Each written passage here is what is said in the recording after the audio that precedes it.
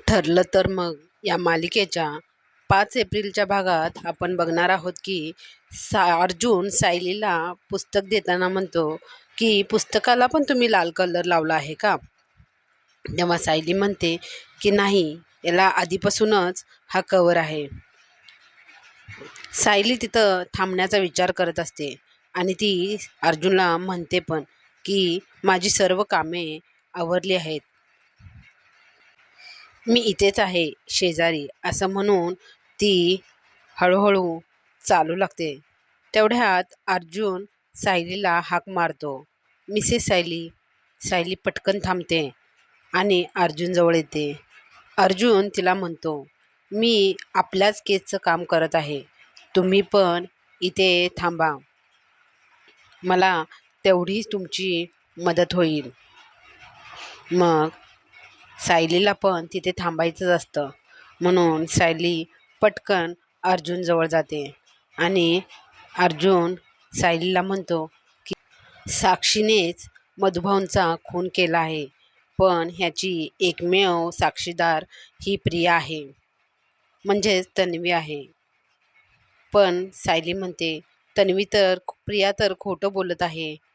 तेव्हा अर्जुन म्हणतो, हेच तर आपल्याला सिद्ध करायचं आहे की प्रिया खोटं बोलत आहे. प्रियाचा इकडे संताप होत असतो, कारण नागराजने तिच्या कानाखाली मारलेली असते. ती नागराजवर भरपूर चिडलेली असते आणि या चिडलेल्या वेळेतच ती नागराजबद्दल बोलते, म्हणते की मला हवे तेवढे नाचवत होता आणि मी नाचत होते, पण आता असे नाही होणार.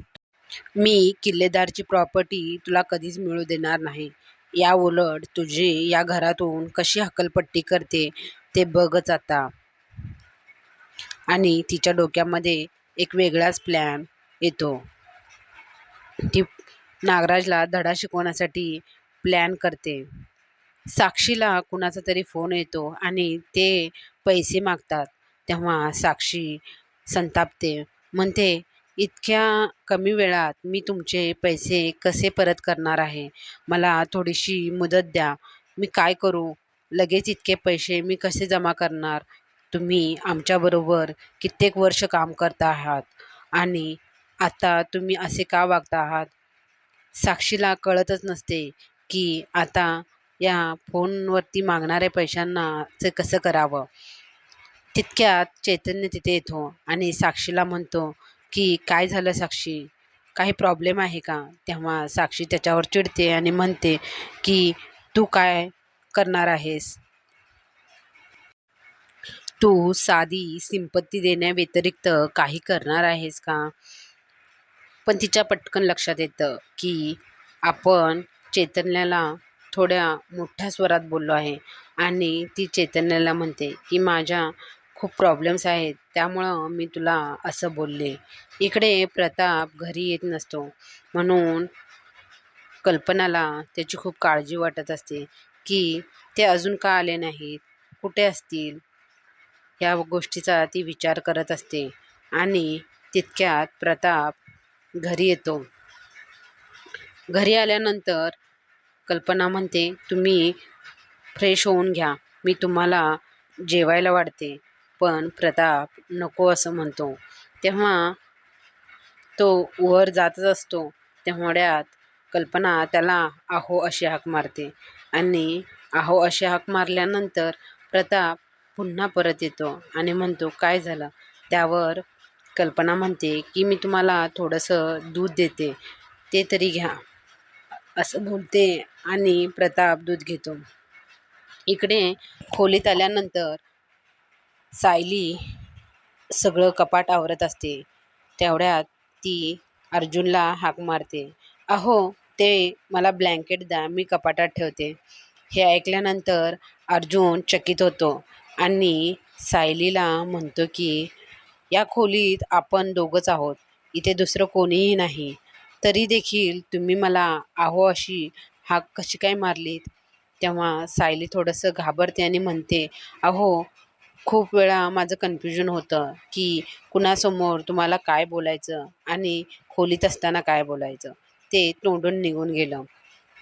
हे सगळं झाल्यानंतर सायली पुन्हा आपल्या कामाला लागते आणि मनातल्या मनात म्हणते की मला तुम्हाला अहो म्हणायचं होतं. माझ्या मनातच ते होतं. मी मुद्दाम नाही म्हणाले. असं म्हणून ती कपाटामध्ये ब्लँकेट ठेवून देते. हिच्या मनामध्ये अहो म्हणल्याची खूप आतुरता असते. सायली अर्जुनच्या प्रेमात फार बुडालेली असते. ती त्याच्या फोटोकडे बघून खूप काही हसत असते आणि मनातल्या मनात अहो अशी हाक देखील मारत असते. तेवढ्यात अर्जुन तिथे येतो आणि सायलीला म्हणतो, आज तुम्ही काहीच बोलत नाही आहात, एकदम शांत आहात. मिस काही गडबड घोटाळा देखील केला नाही. तेव्हा सायली म्हणते, काही नाही. असं म्हणून सायली पुन्हा खाली जाते. मला कामं आहेत, मी जाते असं म्हणते. सायली जेव्हा खाली येते तेव्हा देखील तिच्या मनामध्ये अर्जुनच्या बद्दलच विचार असतात आणि ती अर्जुनचाच विचार करत बसलेली असते की ह्यांना मी आहो अशी हाक कशी मारू. तेवढ्यात तिच्या मनात येतं की ह्यांना बाय करायला मी जाते तेव्हा मी नक्की हाक मारेन आणि सायली अर्जुनसाठी बाहेर जाते आणि अहो अशी हाक मारते. अर्जुन देखील परत फिरून सायलीला बघतो. त्याला देखील या गोष्टीचा आनंद वाटतो. 5 एप्रिलचा भाग हा खूपच सायली आणि अर्जुनच्या रोमॅन्टिक गोष्टींचा असणार आहे. अशाच नवीन भागाच्या अपडेटसाठी चॅनेलला नक्की सबस्क्राईब करा. मधुर गुंजन या चॅनेलवरती तुम्हाला मालिका अपडेट्स पाहायला मिळतील.